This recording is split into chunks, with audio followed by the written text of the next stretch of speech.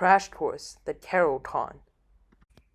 So this is the Caro defense, a really good opening in my opinion for black, and an opening that's pretty solid, and I like to play this in many tournaments. So it begins with e4, and then we play c6, d4, and then d5. So this is the main setup of the Caro. So now white has four options actually. The first option is to play e5, which is the advanced variation. Here I like to just go c5 right away to attack the center. And if d takes c5 right now, like the pawns are really scattered, and I like to play something like bishop to f5 and then e6 to get this pawn back immediately, and then get this pawn as well since it will be weak. So usually white will play knight f3 here to protect the center, and then we play knight c6, c3 to protect the center, bishop to g4. The point is to take the knight on the next move and then win the pawn, and then not win the pawn necessarily, but to remove a defender of the pawn, and then play queen to b6, which is really strong. So usually they play bishop e3 to defend this pawn, and now we just play e6 to open up the dark squared bishop. Again, if he takes right here, then just knight takes e5 will be really good. So knight d2, the thing is, if I take now, this knight would capture back. And then now knight e7 to, and after, because now the bishop is no longer defending the pawn, so white usually takes, and then now knight f5 is really strong to reroute the knight like this way to attack the bishop. And then now white's pawns are really weak, but white is up a pawn, but the pawn would likely be taken back, and then the position is pretty equal right now. So this is the advanced variation. The other variation is simply to capture this pawn, which would be the exchange variation. So in the exchange variation, we capture back, and then we just play a normal game, nothing too special. Just develop all the pieces. And here I like to go g6 and fianchetto with this bishop. This is just like how I like to play, but like e6 and then bishop b4 or bishop d3 is all fine. But after we just develop normally, and that's basically the exchange variation. It's a pretty drawish opening. Like the game will probably end up in a draw in the future if nobody makes blunders. And the next variation is knight to c3 to defend this pawn while also attacking this pawn. So here we just capture, and then when the knight takes back, we develop the bishop with tempo, and then play bishop g6. So this is the most complicated, actually not the most complicated, but one of the most complicated versions of Caro, since the pieces are all misplaced, and from here on out, both players can just develop their pieces. But usually if you're in a beginner level, nobody would play this. It's usually played in like the grandmaster level. So here, if somebody plays this, you have to watch out for the move h4.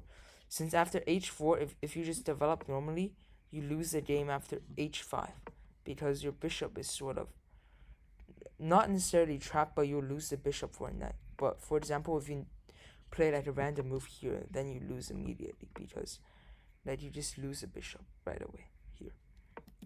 So here you just play the move h6, because now if h5, we just slide the bishop back, and then the bishop is still pretty useful here. And then from now on, we just develop pieces, and at e6 and the bishop out, this knight to here, and then possibly here, this knight to here. And after h6, after the move h6, white usually plays just knight f3, and then we develop, and then after here, I don't know what to play honestly, but because most players do not play this variation. However, most chess YouTubers forget about this variation when explaining the Caro, which is called the fantasy variation of f3. So f3 is after takes, the white pawns are super strong, extremely strong in the center, and then black is really restricted. The key move here is to play e5. If people don't play e5, then white would be in a really good position. So the fantasy variation is basically if black doesn't know what to play, white wins immediately. So now you have to play e5. And then if white takes, then we trade the queens. We trade the queens, and then these isolated double pawns would be really, really, really, really bad. So white usually doesn't take and play knight f3, which is normal. And then we take, and then now white can take back, which would be a normal move, and then it will be just a drawish game, like normal game. For example, just queen takes, and then knight takes. Like we trade the queens. Nobody has, like white has a good pawn in the center and a good knight, but the pawn is isolated, so double-edged. But usually white has a tricky move of bishop to c4.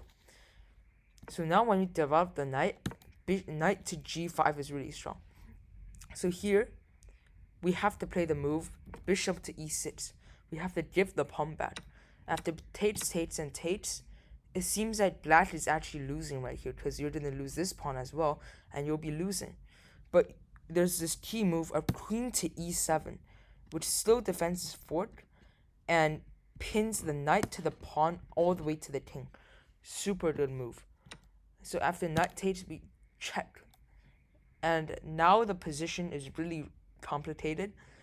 The pawns are even, and there's like the pawn structure is all the same, but again, the white king is really unsafe, and the black king is also really unsafe. So it's pretty complicated position here. So these are the main lines of the tarot Kann. The four main lines of the tarot Kann, which is the advanced variation with e5, the exchange variation with pawn takes pawn, the knight c3 variation to attack and defend, and finally the fantasy variation with f3. So hopefully this is a good introduction for you to the tarot Kann, and personally I think this is a really solid and good opening for you to play.